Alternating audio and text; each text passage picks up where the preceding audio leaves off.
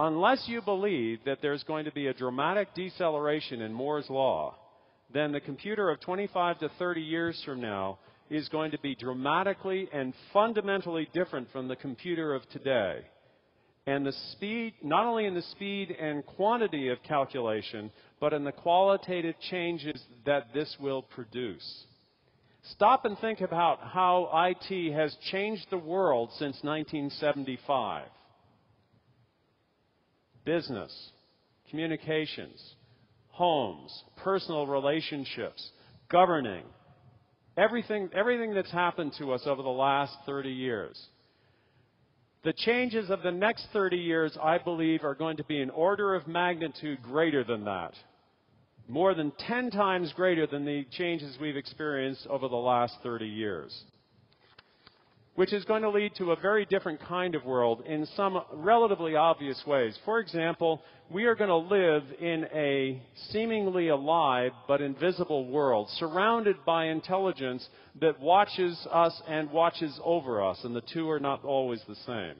So, just as one example, if it's 2030 and I'm walking down the street and I decide I need more cash, and every once in a while somebody will ask me, is there a future for cash? And I say, well, of course there is, otherwise we wouldn't be able to avoid paying the GST. There will always be a desire for cash for certain kinds of transactions. So if I decide I need some cash, or more particularly if my computer genie or computer butler says, you know, you're getting a little low on cash, it might be an idea to get a little more, and I concur, then my computer genie will say, okay, from where you are right now, because of course it will know by GPS, where you are right now, the closest cash point is 2 blocks up this way and half a block that way, and it'll direct me, go up here, here, now turn right here, here it is. Meanwhile, it will contact the bank's computer and say, we're going to this ATM at this location.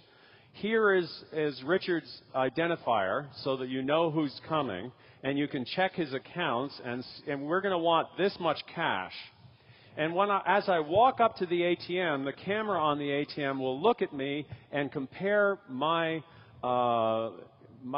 physiognomy, the shape of my face, the way I walk, the slant of my eyes, the height of my ears, and say, yes, that's Richard Worzel. It matches the information in our files.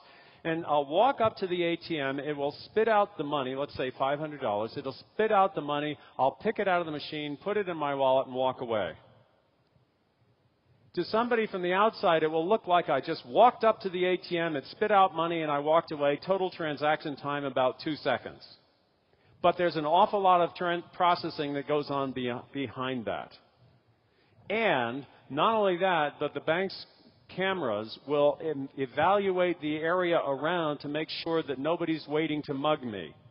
And it may even use satellite imaging of the area immediately around the ATM to do that. So we will be surrounded by computers and networks that watch us and watch over us.